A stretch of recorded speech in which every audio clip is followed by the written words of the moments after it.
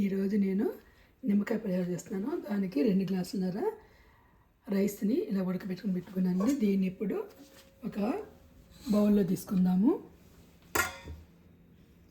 ఈ బౌల్లో ఈ రైస్ అంతా తీసుకుందామండి.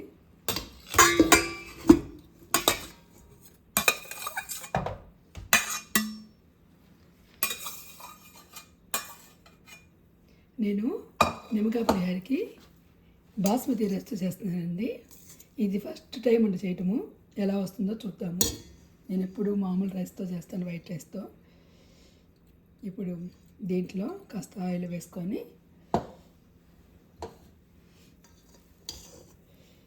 ఇలా కలుపుకుంటే అన్నము అతుక్కోకుండా ఉంటుందండి. దీంట్లోనే కొంచెం మనము కరివేపాకు,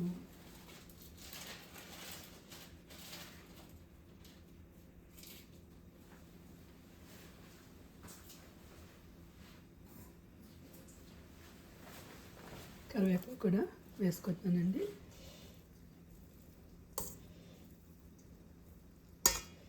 ఇది ఒక 5 నిమిషాలు ఇలా ఉంటే ఆరిపోతుంది. మనము తర్వాత తాలింపు వేసుకుందామండి.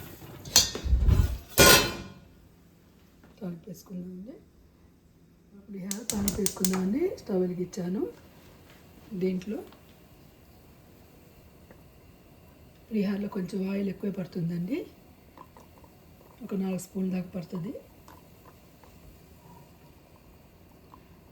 నాకు ఇలా తెలిసి సుమారు తెలుస్తుందండి ఎంత ఆయిల్ పట్టిద్ది, సరిపోతుందండి.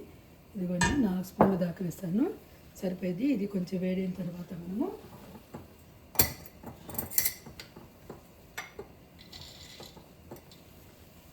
ఇదిగోండి శనగపిండి,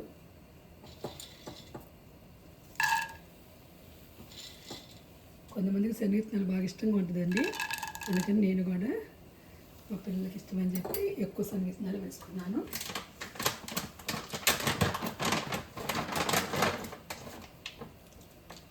దాంతోపాటే ఒక గుప్పు జీడిపప్పు కూడా వేసుకుంటానండి.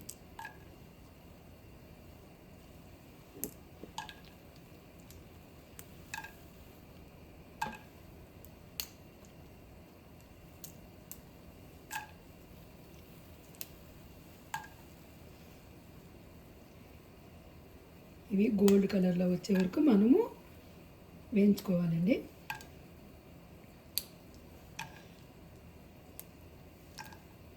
ఇవి కాసేపు వేగిన తర్వాత మనము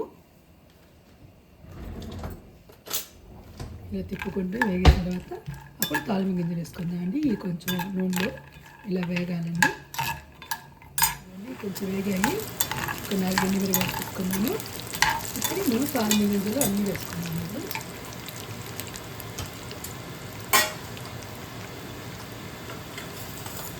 పచ్చనిపప్పు, ఇవన్నీ తాలింపు గింజలన్నీ ఎక్కువ పట్టింది దీంట్లోకి. పులిహోరలోకి మినప్పప్పు కొంచెం ఎక్కువ వేసుకుంటేనే టేస్టీగా ఉంటుంది. ఇవన్నీ పొడుగు జీలకర్ర, ఆవాలు ఇవన్నీ కూడా వేగాలండి.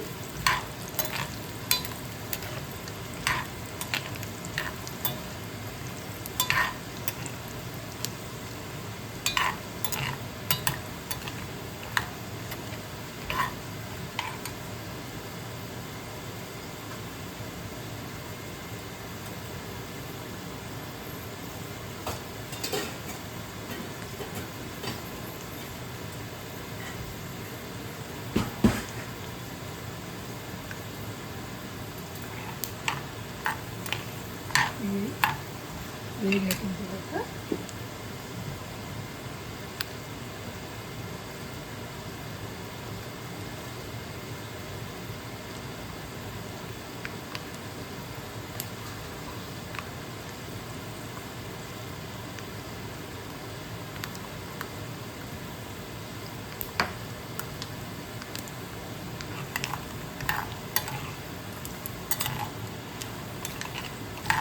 చూడండి గోల్డ్ కలర్లో వస్తున్నాయి. ఇట్లా వచ్చేటప్పుడు అన్నీ వేగాలి. మరీ ఎక్కువ వేయకూడదండి. నేను ఒక దీంట్లో 10 పచ్చిమిరకాయలు వేసుకొని, ఉప్పు వేసుకొని ఒక 10 నిమ్మకాయలు ఇలా పిండుకొని రసం పెట్టుకున్నాండి. ఈ పచ్చిమిర్చిని ఇలాగా తీసి ఇలా ఆయిల్లో వేసుకోవాలి.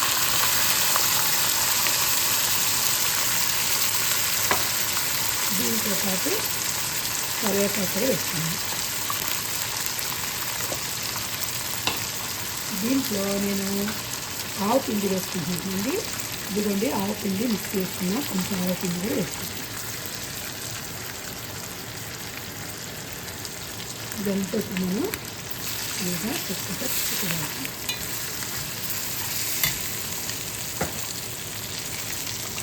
ఇంకా ఇంగువ ఉంది. పులిహోరలో ఇంగువ లేకపోతే అస్సలు టేస్ట్ ఉండదండి. ఇంగువ కంపల్సరీ వేసుకోవాలి. ఇదంతా ఇలా ఇలా తిప్పుకొని సూపర్గా దీన్ని కవర్ చేసుకొని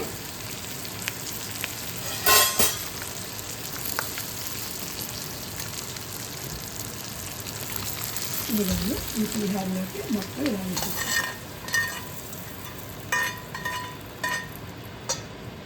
కొంచెం రైస్ కూడా వేసుకొని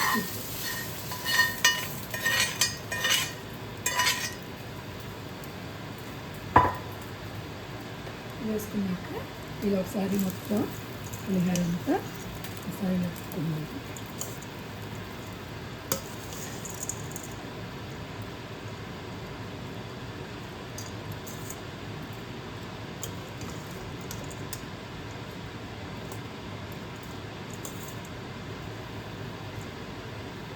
ఇప్పుడు చెప్పాయండి, ఒక 10 నిమ్మకాయల్లో సాల్ట్ కూడా వేసుకొని పెట్టినాను. ఇదంతా ఈ వాటర్లంతా ఇప్పుడు దీంట్లో పడేస్తాను.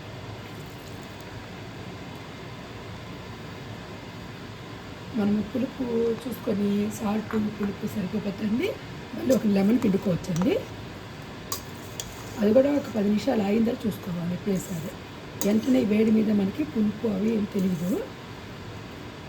మామూలుగా అయితే సరిపోతుంది. సరిపోకపోతే పులుపు సాల్ట్ అప్పుడు కొంచెం వేసుకొని మళ్ళీ ఒక లెమన్ పిండుకుంటే సరిపోతుంది.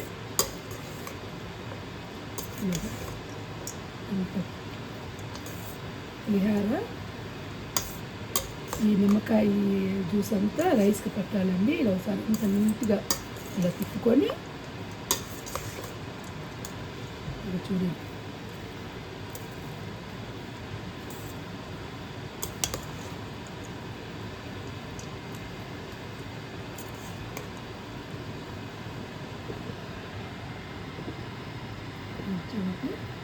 ఇలా శుభ్రంగా చక్కగా తిప్పుకొని దీన్ని ఏం చేయాలంటే ఇలాగ మనము కొంచెం అదివి ఇలా పెట్టుకోవటం వల్ల ఏమవుతుందంటే రైస్కి పులుపు అనేది మొత్తం బాగా పట్టింది.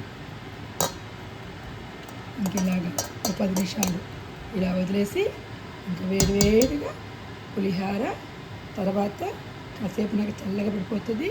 నిమ్మకాయ ఉప్పు అన్నీ దీనికి బాగా పట్టింది. జ్యూస్ అన్నీ పెట్టి చాలా టేస్ట్గా ఉంటుందండి. ఇదిగోండి పులిహోర అయిపోయింది, లెమన్ పులిహోర. Thank you.